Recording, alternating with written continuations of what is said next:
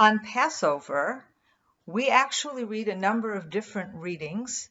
The first day of the holiday, we read about the Exodus from Egypt. It begins with Exodus chapter 12, the commandments having to do with the sacrifice of the Passover sacrifice, and then the final plague, the striking of the firstborn, and finally Pharaoh's decree that indeed the nation of Israel can leave Egypt, and they all leave.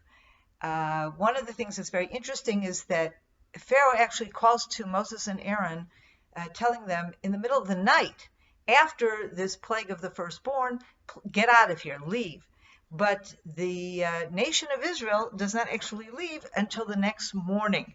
Okay, and we have the phrase that is used in the scripture is that be'etzem hayom hazeh, in the middle of this day. That is the last verse of Exodus 12. In the middle of the day, they left.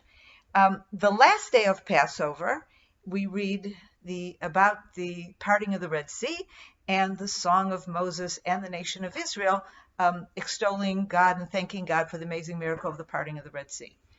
Very often in the middle of Passover, though, we have a Sabbath.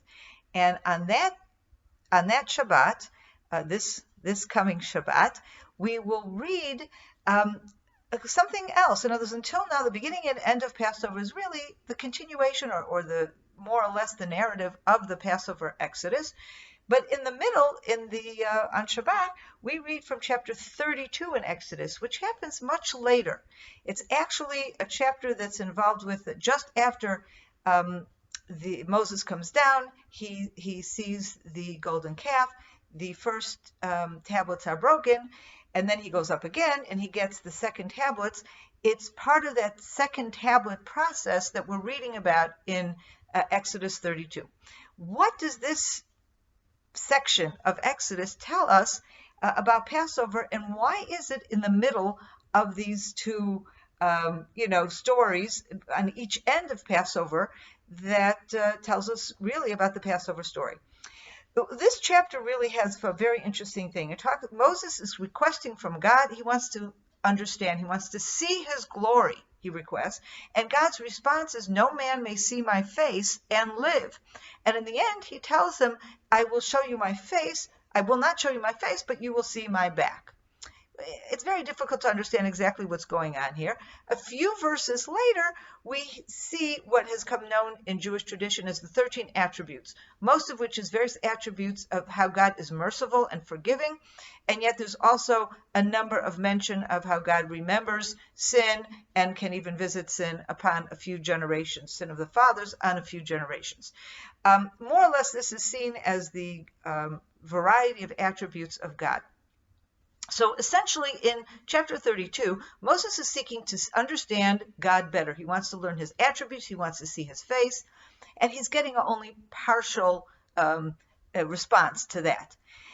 And I think sandwiching this in between the two parts of the Exodus story is very significant, because I think what we are seeing when we read the first and end of the Exodus story, we're seeing God's glory. But how are we seeing God's glory? Through the miracles he has done for us here on earth, through the Exodus from Egypt in the middle of the day. What a miracle that the nation of Egypt saw us just march out of the country. We were enslaved. We were in terrible situations, and this whole nation just gets up and walks out in the middle of the day. And then they come to the Red Sea. They're being chased by the Egyptians, and as they're being chased, and it looks like it's all over, the Red Sea parts, and they go across.